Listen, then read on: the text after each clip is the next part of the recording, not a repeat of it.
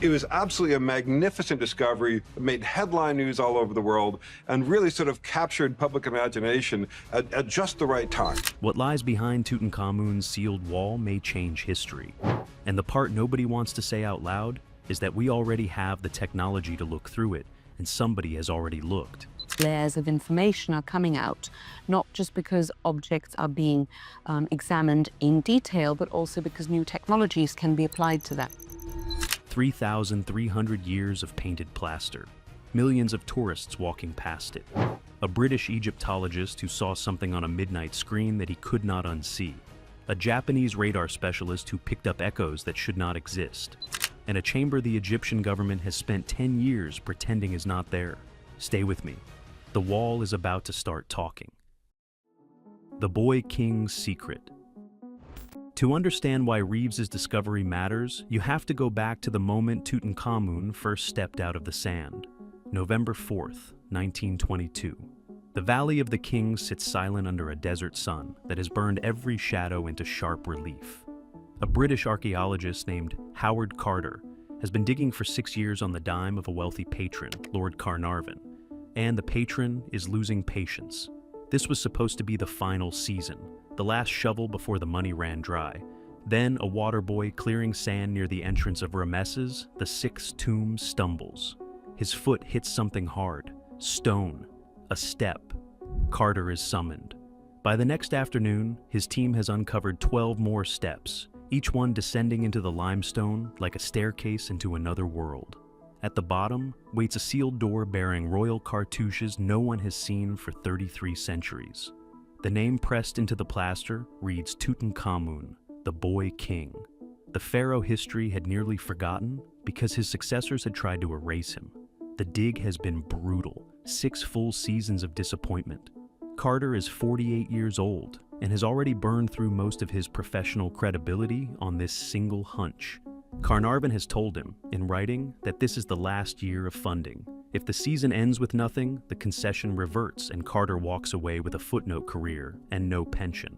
Then the water boy stumbles. Then there is a step, and the whole arc of his life pivots on a piece of stone that had been waiting for him a few inches under the sand. When Carter finally chisels through the inner doorway weeks later, Carnarvon hovers behind him, asking what he can see. Carter holds up a candle, peers through the small opening, and answers with 2 words that would define the next century of Egyptology. Wonderful things. The chamber beyond is choked with gold, chariots stacked against the walls, alabaster vessels still sealed, a throne carved with the young king embracing his queen. 5,000 objects in total, more wealth than any other intact tomb has ever yielded. But here is the thing. Carter notices something almost immediately that he never makes public. The burial chamber is wrong. The room holding the famous sarcophagus is shockingly small, less than half the size of every other royal tomb in the Valley of the Kings. For a pharaoh buried with this much treasure, the space feels cramped, hurried, almost like an afterthought. The plastered walls bear paintings of the king's journey into the afterlife, but the artwork is rushed, finished in a style that does not match the meticulous craftsmanship of the objects inside. It is as if Tutankhamun was buried in someone else's tomb. Carter writes about this oddity in his private notebooks. He never pushes the theory in public. Carnarvon dies 5 months after the chamber opens, killed by an infected mosquito bite, and the press invents the curse of the pharaohs. The story becomes legend. The strangeness of the tomb itself slips quietly into the footnotes. The painted walls stand untouched for the rest of the 20th century. Tourists walk past them. Photographers shoot around them. Scholars publish thousands of pages about the objects inside the chamber, without ever asking what might be on the other side of the plaster. And for 93 years, no one looks at the walls closely enough to see what Carter missed. Then, a British Egyptologist sits down in front of a screen in 2015, and he sees it. The ghost in the walls. Reeves was not looking for hidden chambers. He was working late at night in his study, surrounded by stacks of paper and the blue light of a single monitor, scrolling through high-resolution laser scans of the tomb's interior, commissioned by a Spanish conservation team called Factum Arte. The scans had been ordered for a completely different reason. The original tomb was deteriorating from a century of tourist breath, body heat, and humidity, and the Egyptian authorities wanted to build an exact replica nearby to redirect visitors. The replica required scanning every square millimeter of the burial chamber in microscopic detail. When the scans were released to researchers, Reeves did something no one else thought to do. He stripped away the painted surface digitally. He looked at the bare geometry of the walls underneath the artwork. And what he saw, alone in his office at 2 in the morning, made him sit very still. He told a colleague later that he scrolled past it 3 times before he understood. The first pass, his eye registered nothing. The second pass, something pulled at him. The third pass, he froze the image, leaned closer, and felt the back of his neck go cold. He did not sleep that night. He did not call anyone. He sat at his desk until the sun came up, running the dimensions through every measurement tool he had, trying to disprove what he was looking at. He could not. There were lines, straight, perfectly vertical lines running down the north and west walls, lines that should not exist in solid bedrock. The pattern was unmistakable to anyone who had worked in the Valley of the Kings for decades. They were the outlines of doorways that had been bricked up, plastered over, and painted to disappear. Reeves did the math. The dimensions matched, the placement matched, the proportions matched. He realized he was staring at the entrance to a second chamber, hidden behind the north wall of Tutankhamun's burial room, sealed and concealed by ancient hands more than 3,300 years ago. And get this, he had a theory about who was inside. Tutankhamun, Reeves argued, had not been the original occupant of this tomb. The boy king died unexpectedly at 19 years old, possibly from an infected leg wound combined with malaria, and his death caught the royal court completely unprepared. There was no finished tomb waiting for him. So, the priests did the unthinkable. They cleared out a corner of an existing royal burial, hastily redecorated it, and shoved the young pharaoh inside. The original occupant, the person for whom this tomb had actually been built, remained sealed in the larger chamber behind the wall. And Reeves believed he knew who that person was: Nefertiti, the legendary queen, the mother-in-law of Tutankhamun, possibly his stepmother, possibly the most powerful woman in the ancient world. Her burial site has been one of archaeology's greatest unsolved mysteries for over 3,300 years. No tomb, no body, no funerary equipment has ever been definitively linked to her. She simply vanishes from the historical record. Now look, the wall has been keeping this secret since the 14th century BCE. Most of the world has never been told the story you are about to hear. If you want the rest of it, hit that subscribe button so the next piece finds you when it drops.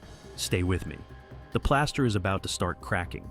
If Reeves was right, she had been hiding in the most famous tomb in the world the entire time, just a few feet behind a painted wall that millions of tourists had walked past without noticing. The Egyptian Ministry of Antiquities listened.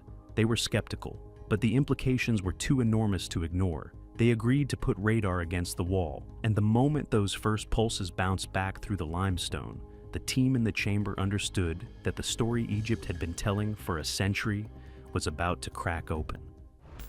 The first scans. In November 2015, a Japanese radar specialist named Hirokatsu Watanabe arrived at the tomb with a piece of equipment most people had never heard of: ground-penetrating radar. The device sends electromagnetic pulses through solid material and measures the echoes that bounce back. Where the pulses hit consistent rock, the readings are uniform. Where they hit a cavity, a void, an empty space, the readings spike. The technology had been used to find unexploded bombs, buried pipes, lost graves. Now it was about to be aimed at the most famous wall in archaeology. Watanabe was 62 years old, a quiet man with 3 decades of fieldwork behind him in some of the most punishing environments on the planet. He had mapped buried fortifications in Iraq. He had hunted lost shipwrecks in the Mediterranean. He spoke softly and refused interviews. When he arrived in the Valley of the Kings, he carried the radar antenna himself rather than letting the local crew touch it. He worked in silence for 2 days, dragging the antenna across every inch of the north and west walls. He returned to Tokyo to process the data. When his report landed in the Egyptian ministry's office a few weeks later, it caused something close to panic. He had found 2 voids, One behind the north wall, one behind the west wall, both substantial, both rectangular, both consistent with man-made chambers rather than natural fissures in the bedrock. Watanabe estimated his confidence at 90%. Inside the voids, his readings suggested the presence of metallic and organic material, not just empty space, objects, possibly grave goods, possibly a body. The minister at the time, Mamdouh El-Damati, held a press conference that electrified the global media. He announced that Egypt was 90% certain there were hidden chambers behind Tutankhamun's walls. He called it potentially the discovery of the century. Reporters from every major outlet flew to Cairo. Documentary crews chartered private jets. CNN broke into regular programming. The BBC ran the story at the top of the hour. For a few extraordinary days in late 2015, the world was talking about a wall in a tomb that had been considered fully explored for almost 100 years. The world held its breath waiting for the next scan, the one that would confirm what Watanabe had seen. And then the next scan happened. And nothing about the story would ever be simple again. In early 2016, a team from National Geographic arrived with more advanced equipment and a tighter methodology. They scanned the same walls, they processed the same kind of data, and they found nothing. No voids, no anomalies, just solid limestone, exactly the way it should be in a normal tomb. The contradiction was stunning. 2 professional radar surveys, same walls, same conditions, completely opposite results. Watanabe stood by his findings, the National Geographic team stood by theirs, and the Egyptian press, which had spent months building the chamber story into national news, suddenly had no idea what to print. Television specials were quietly shelved. Press releases that had been drafted to announce a confirmation were rewritten as cautious follow-ups. Reeves was photographed walking out of a Cairo hotel with the look of a man who had been promised a verdict and handed a coin flip. The Egyptian government, embarrassed by the international attention and now caught between conflicting evidence, ordered a third scan in 2018.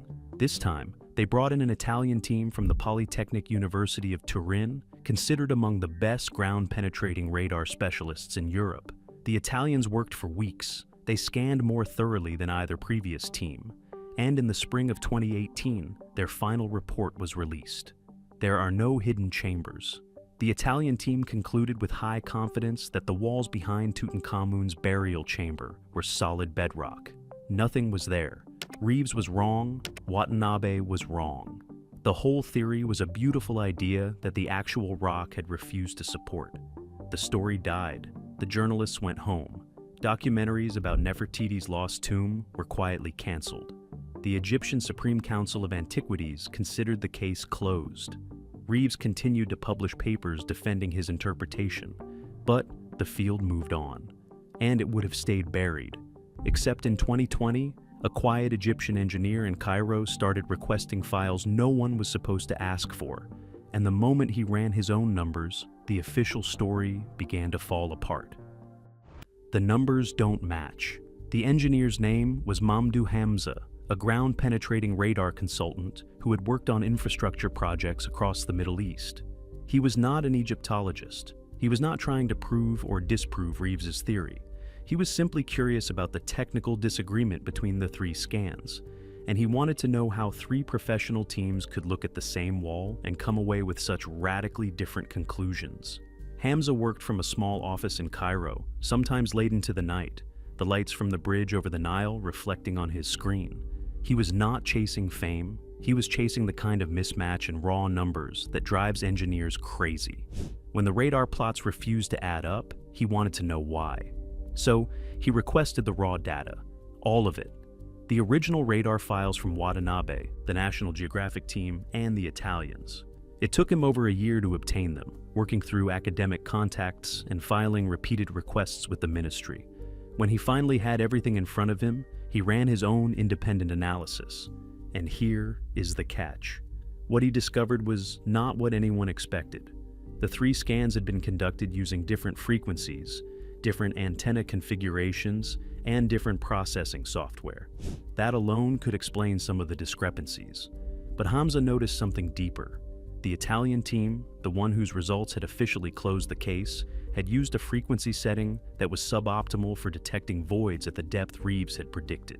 Their equipment was excellent, their methodology was rigorous, but their parameters were calibrated to look for shallow anomalies, not deep ones. A chamber located 3 to 4 meters behind the wall, exactly where Reeves had predicted, would have been at the very edge of their detection range. Watanabe, by contrast, had used a lower frequency setting designed for deeper penetration. His readings were noisier at shallow depths, but far more sensitive to anything sitting where Reeves had described. And his data, when reprocessed using modern algorithms, still showed the voids. They had never gone away. They had simply been overshadowed by the more confident-sounding Italian report. Hamza published his findings in a small technical journal in 2022. The paper was titled, with characteristic understatement, "A Reanalysis of Ground-Penetrating Radar Data from the Tomb of Tutankhamun." It received almost no attention from mainstream media. The mainstream had already moved on years earlier. The Nefertiti story had been declared dead. Nobody at the major outlets wanted to revisit a theory they had already buried. But within the small community of radar specialists, it caused a quiet earthquake. Hamza had not proven that the chambers existed. He had proven something almost as important. He had proven that the official conclusion was not based on solid evidence. It was based on a single scan whose parameters were ill-suited to the question being asked. In other words, no one had actually disproved Reeves. They had just stopped looking. And then, in 2023, somebody started looking again. Not with radar, with something far stranger. Something that could see through 3 meters of solid stone without anyone laying a finger on the painted wall. What the muons saw. The technology is called muon tomography, the closest thing to X-ray vision physics currently allows. Cosmic rays smash into the upper atmosphere. They create showers of subatomic particles called muons. The muons rain down on the surface of the Earth every second of every day. They pass through almost everything: stone, concrete, pyramids. But they slow down, they scatter, and when they hit empty space, more of them get through. Place a detector beneath a structure. Count the muons that arrive. The ones that pass through too easily came through a void. The ones that struggle came through solid rock. The particles never lie. This is the same technology that mapped the big void inside the Great Pyramid in 2017, a discovery that no one in Egyptology has been able to refute. When muons say a chamber exists, a chamber exists. The pyramid result was confirmed by 3 separate detector arrays running independently. It is now part of the textbook record, and it changed how every serious researcher thought about looking inside ancient Egyptian monuments without breaking them open. In 2023, a small team proposed using this technology on Tutankhamun's tomb. They argued that muon scans would settle the debate definitively. The ministry agreed to a pilot study. The detectors were installed in late summer, quietly, with almost no press coverage, no drilling, no damage to the painted walls, just sensors placed at carefully calculated positions, listening for particles that had traveled from the edge of the atmosphere through the limestone of the Valley of the Kings. And the data began to accumulate, particle by particle, week by week, building a density map of everything around the burial chamber. What the muons revealed has not been officially published, but fragments of the preliminary results have leaked through academic networks over the past year, and what they suggest is enough to make every previous conclusion look premature. According to 2 researchers familiar with the project who have spoken anonymously to specialist journalists, the data shows density variations behind the north wall that are inconsistent with solid limestone. The variations are not subtle. They form a roughly rectangular region, several meters in depth, where the rock appears to have a significantly lower density than the surrounding material. In plain language, the muons are passing through too easily. Something is there, and it is not stone. The team has been cautious. They have not announced anything publicly. They want to rule out every possible source of error before going to the press. The detectors have reportedly been running for over a year, accumulating the slow drip of particles needed to build a high-resolution density map. Each detector collects only a few useful events per minute. To map a chamber at the depth, Reeves predicted requires patience measured in seasons, not days. But the pattern is there, and it sits in exactly the location Reeves predicted nearly a decade ago. So, what might be inside? If Reeves is right, the chamber contains the original burial of whoever this tomb was built for. The leading candidate remains Nefertiti, but there are others. Some scholars suggest Kia, another wife of Akhenaten, and a possible mother of Tutankhamun. Others propose Tutankhamun, the boy king's young widow who vanished from history shortly after his death. A few even argue for Smenkhkare, a mysterious co-ruler whose identity has never been resolved. Every one of these names belongs to a person who simply disappeared from the record. No tomb, no body, no final resting place. Until now. Whoever it is, the implications are staggering. A second burial chamber means a second royal mummy, untouched, surrounded by funerary equipment that has been sealed since the 14th century BCE. DNA from the petrous bone of that mummy could finally clarify the family tree of Akhenaten, Tutankhamun, and the heretical period that almost broke Egyptian religion in half. Inscriptions on the funerary objects could rewrite the political crisis that followed the boy king's death. And if it really is Nefertiti behind that wall, every textbook on the 18th dynasty would have to be reopened. And here is the part that keeps Reeves awake at night. The Amarna period is the most poorly documented chapter in ancient Egyptian history because Akhenaten's successors tried so hard to erase it. A queen's burial from that era could contain papyri, tablets, official correspondence, anything that survived the purge. We would not just rewrite Egyptian history, we would read it in their own words for the first time. So the question becomes simple. The muons have already seen what is in there. The technology exists to confirm it. So why has the world not been told? Why the silence? Here is where the story gets uncomfortable, because the technology is ready. The data is sitting in a server somewhere, and nothing is happening. You have to understand what is actually at stake. Tutankhamun's tomb is not just an archaeological site. It is the single most important tourist attraction in Egypt, and tourism is one of the country's largest sources of foreign currency. The death mask, the golden coffin, the sarcophagus, all of it draws millions of visitors a year. Any operation that involves breaking through the painted walls of the burial chamber would be politically and culturally explosive. Imagine the headlines. Egyptian authorities drill through Tutankhamun's tomb in search of hidden chamber. The phrasing alone would be enough to enrage preservationists, Egyptologists, and ordinary Egyptians who view the tomb as a piece of their national heritage. And if the drill went through and found nothing, the damage to the painted plaster would be permanent. The artwork has survived for 3,300 years. No one wants to be the official who signed the order that destroyed it for a theory. So, the ministry has done what governments do when faced with politically dangerous decisions. They have delayed, they have commissioned more studies. They have raised the bar for evidence so high that no scan, no matter how convincing, can clear it without further verification. The muon data may eventually force their hand, or it may simply join the previous scans in a growing archive of unresolved findings that nobody wants to act on. But here is the thing nobody likes to say out loud. There is another factor, and researchers only discuss it privately. The Egyptian Supreme Council of Antiquities has been deeply divided for years over who controls the narrative around the country's ancient past. The figure of Zahi Hawass, the former Minister of Antiquities, and probably the most famous Egyptologist in the world, dominated the field for decades. He has been a vocal critic of Reeves's theory from the very beginning, calling it wishful thinking by foreign researchers seeking fame. In one televised interview, shortly after the Watanabe results were announced, Hawass dismissed the entire chamber idea with a single shake of the head and a flat smile.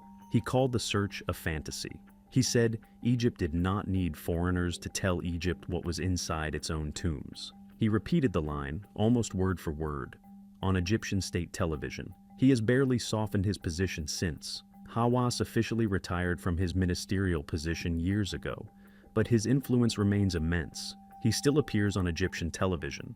He still leads tours through the Valley of the Kings in his trademark hat. As long as he and his allies publicly reject the chamber theory, the ministry has institutional cover to do nothing. And get this, if a second chamber is opened and Nefertiti is found inside, every textbook on the 18th dynasty would have to be rewritten. Every documentary would need new endings.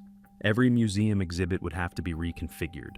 The boy king, who has defined our image of pharaonic Egypt for a century, would suddenly become the supporting character in someone else's story. That is a lot to ask of a field that has built itself around him. So the wall stays sealed. The painted plaster, 3,300 years old, undisturbed since the priest closed it shut in the year the small body was hastily lowered into the floor. Behind it, the muons see something. The radar saw something. Reeves saw something almost 10 years ago in the middle of the night, and the world still has not been allowed to look. So, what do you think is really behind that wall? Is it Nefertiti, hiding in plain sight for over 3,300 years? Is it something the Egyptian authorities are not ready for the world to see? Drop your thoughts in the comments below. I read every single one. And tap that next video on your screen, because the story of what is hidden in Egypt's tombs is only just getting started.